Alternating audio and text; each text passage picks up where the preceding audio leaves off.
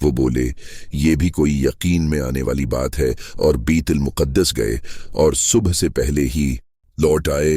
उन्होंने फरमाया, बेशक यही क्या, मुझे तो इससे भी ज्यादा अजीब अजीब बातों पर यकीन है। वो कहते हैं कि रात या दिन का कोई भी वक्त हो, आसमान से मेरे पास जरा सी देर में खबरें आ जाती हैं और मुझे उसमें कोई शबा नहीं। बताओ ये कितनी अजीब बात है। फिर अबू बकर प्यारे नबी के पास आए।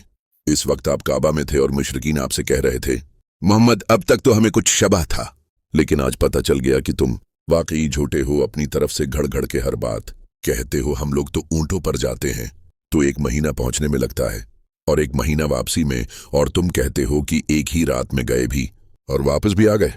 लात व अज़ी की कसम, हम कभी नहीं मान सकते। ये तो झूठ है, बिल्कुल झूठ। अबू बकर बोल उठे, मोहम्मद झूठ नहीं बोलते, यकीना आप सच कह रहे हैं। तो बोला, मोहम्मद जरा बीतुल मुक़द्दस का नक्शा तो बयान करो। अबू बकर समझ गए कि मताम आपको जज करना चाहता है, चनांचा उनकी ख्वाहिश हुई कि आप बयान कर दें ताकि आपका सच्चा होना साबित हो जाए। अर्ज किया, अल्लाह के रसूल बयान कर दीजिए। मैं तो वहां जा चुका हूं। आप बेतकल्लुफ वहां का नक्शा बयान करने लगे, हालांकि उससे पहले आप वहां कभी न गए थे। वहां जितने निशानात और जितनी अलामतें थीं आपने सब बयान कर दें। आप बयान कर रहे थे और लोग चुपचाप हैरत की तस्वीर बने सुन रहे थे।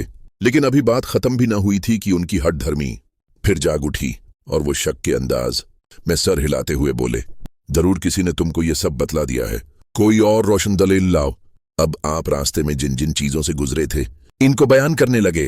फरमाया, फिला फिला काफिले से मेरी मुलाकात हुई, फला फला बस्तियों में से गुजरा, फिला फला औंटनियां मैंने देखें। इतने काफिले अनकरीब ही पहुंचने वाले हैं और इतने अभी कुछ फासले पर हैं। फिर उन काफिलों के साथ ये सामान है और उनके जानवर ऐसे ऐसे हैं। अभी यह सिलसिला जारी।